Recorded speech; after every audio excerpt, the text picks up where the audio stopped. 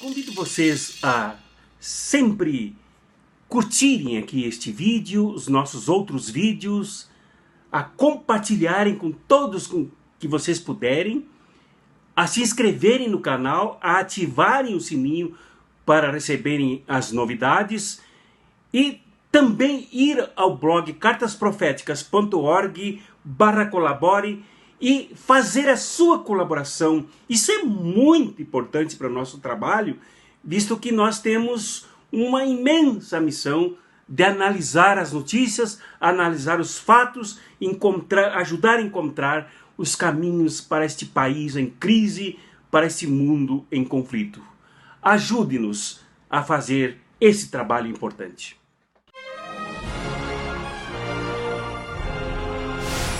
O evangelho desse terceiro domingo de Páscoa é o de São João, no capítulo 21, do primeiro versículo ao 19º, nesse dia 5 de maio de 2019. Este evangelho é grandioso e serve de inspiração para um momento catastrófico, carregado de medo e de frustração nos nossos dias, aqui no Brasil e em boa parte do mundo. O evangelho, esse trecho aqui do evangelho, como eu disse no domingo passado, quando se encerrou o evangelho de João, é um acréscimo que não consta do original do evangelho. Mas é um acréscimo que parece se justificar, porque mostra a experiência da igreja primitiva com a perseguição atroz que os discípulos de Jesus enfrentaram após a crucificação durante o primeiro século, incluindo boa parte do segundo, intensamente. Prisões, julgamentos falsos, calúnias, injúrias, açoites, toda forma de perseguição e até assassinato, toda sorte de perseguição para destruir o movimento novo da igreja primitiva dos seguidores de Jesus. Então aqui, quando Jesus se encontra de pé, vivo e ressurreto, no lago de Tiberíades, ele se depara com o quê? Com o fracasso de uma pescaria de uma noite inteira, sem apanhar nenhum peixe. Com São Pedro absolutamente envergonhado por estar nu, além de fracassado. Com um grupo medroso por ver aquele homem estranho que eles não reconheceram no primeiro momento, à praia, Jesus ressurreto. Mas ali diante e no meio, dentro do fracasso e do medo, Jesus, ao amanhecer, já fizera o fogo, acender o fogo e cozinhara peixes com pão para entregar aos seus discípulos. Ele primeiro manda: joguem as redes para o outro lado. De acordo com essa narrativa que está lá no começo de São Lucas, Pedro reclamou: mas Senhor, passamos a noite inteira trabalhando e não conseguimos nada. Mas em nome do que dizes, lançaremos as redes. Lá as redes se romperam.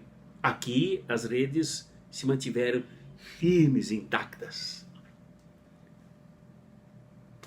Seguiram a palavra de Jesus e jogaram a rede, recolhendo 153 peixes, um número muito provavelmente simbólico, 153. Quando então Pedro se deu conta de que estava nu, isso é simbólico, estava nu dos projetos, nu de Jesus, nu da proposta do reino, se jogou na água, mas se colocou roupa e se jogou na água, se jogou no mar, se jogou no lago. Isso tudo é simbólico.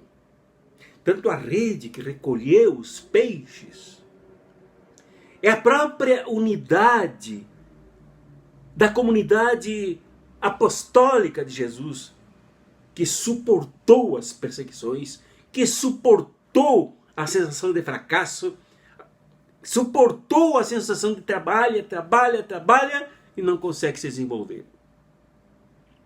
Se manteve unida, se manteve irrompível, forte, para recolher os peixes, para se estender dali para o mundo inteiro, para realizar o projeto de Jesus, a proposta de Jesus, o sonho de Jesus, de recolher a todos. E o fato de Pedro se sentir nu, ele se veste agora deste projeto, representado pelas redes e pela presença de Jesus, vive ressurreto ali. Aquele que superou na experiência da comunidade, superou na fé que animava a comunidade, superou na coragem da comunidade o fracasso da cruz, o aparente fracasso da cruz e a própria morte que acabou por derrotando o Império Romano. E a religião traiçoeira, a religião conivente com todos os crimes do Império Romano. Então daí a colheita agora de peixes é abundante. Por duas razões. Uma, pelo Cristo que fala e é escutado. Joguem as redes. Ele fala e o projeto dele se faz presente. Ele se faz presente. Ele é o próprio Cristo. Quem é esse Jesus que fala? Ele mesmo que transformou a água em vinho. Que multiplicou pães e peixes para a multidão com fome ao entardecer, correndo riscos de morrer de fome pelo caminho. Eu mesmo que recolheu a Maria Madalena, apedrejada, machisticamente humilhada pelas pedradas da religião que deveria recuperá-la. Eu mesmo, verbo feito carne, que na hora mais difícil, de acordo com o próprio João, lavou os pés dos discípulos. Eu mesmo, cheio de autoridade, que agora está ali e manda, joguem as redes, que é o conteúdo da ação, que é a orientação da ação, porque ele mesmo agiu para mostrar o projeto de Deus que ele realizava nele mesmo. Essa é a palavra dele, que precisava ser escutada, que tem que ser escutada, para mostrar que ele é o mesmo Jesus palestinense, dos pobres, das mulheres desprezadas, dos que passam fome, dos que sentem sede, dos que correm risco de ter uma festa sombria, de fim triste, por não ter o vinho que era o símbolo da alegria. Este Jesus é o mesmo que está ali no lago de Tiberíades e fala, joguem as redes.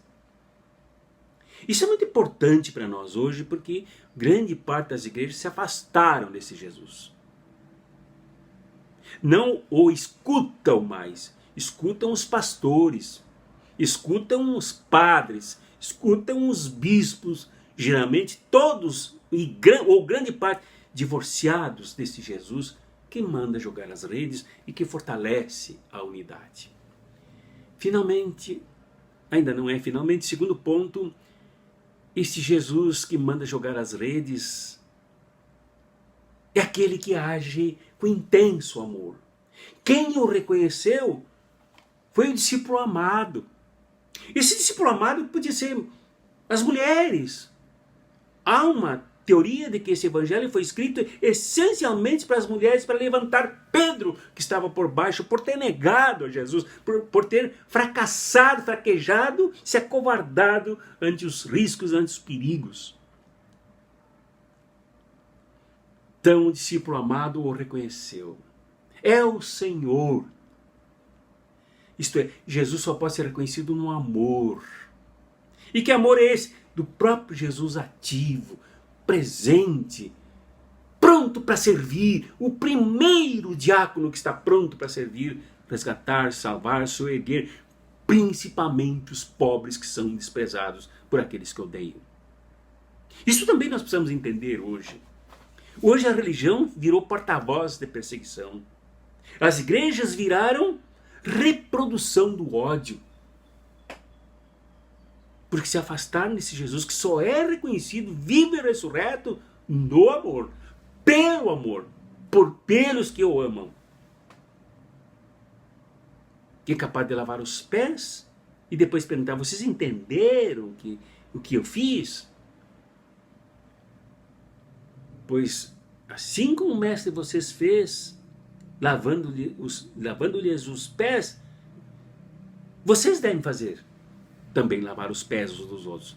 É no amor que se descobre Jesus.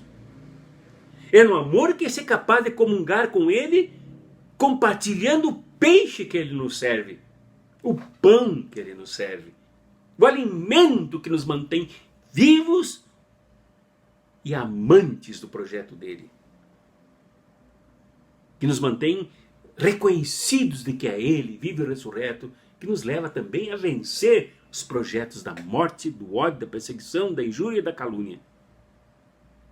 E finalmente, quando tudo termina, Jesus, depois de interrogar Pedro 3 vezes se Pedro o amava, depois que Pedro enfaticamente afirmou que sim, que o amava,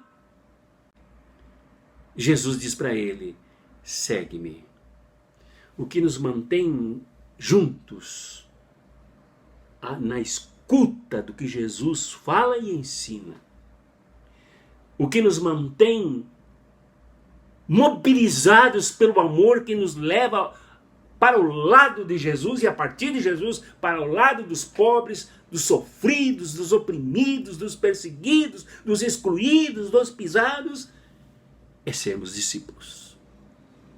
Antes de serem apóstolos, esses primeiros, como Pedro, tinham que ser discípulos. A primeira identidade do cristão é ser discípulo.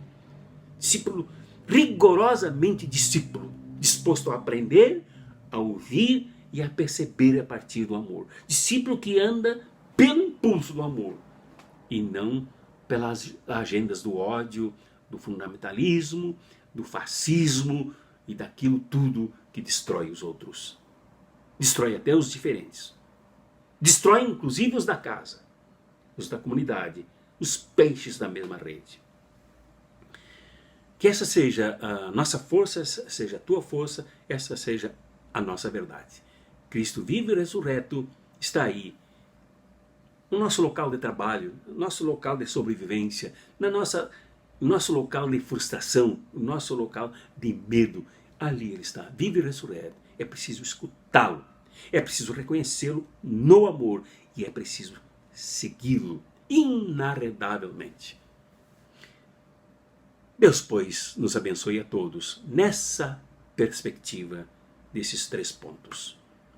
Em nome do Pai, do Filho e do Espírito Santo. Amém.